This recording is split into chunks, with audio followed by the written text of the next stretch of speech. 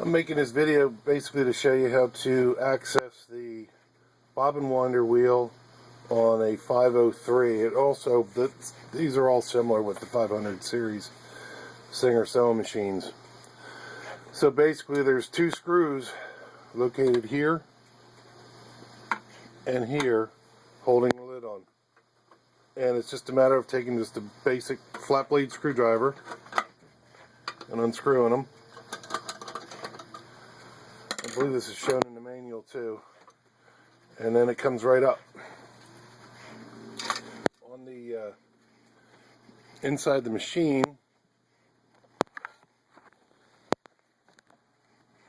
is where you have the bobbin winder. And when the mechanism locks into place, this hits against the shaft. And you can see it rotates it. And sometimes you need to put just a little bit of oil here, but if you get excess oil on the wheel,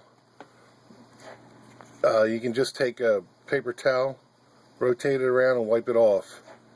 If worst case scenario you have to replace the rubber, there's a screw here and there's a spring. The spring on this one's broken. This is a parts machine.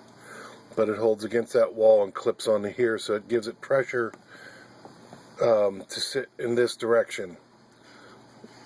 So it'll hold it against the stop wheel. And you can even test the machine, like I said, engaging it and just rotating this to make sure yours spins free.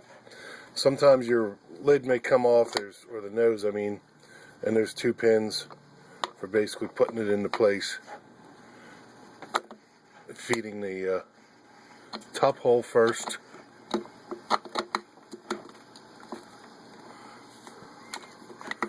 And then down into the bottom. And then when you're done, when you put your lid back on, you have the point over here with the bobbin winder to make sure you feed that through first. And then just pop it down into place. Your screws lined up.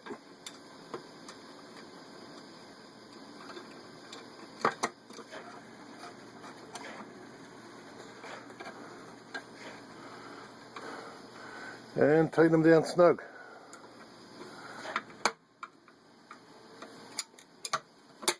And there you are. You're good to go.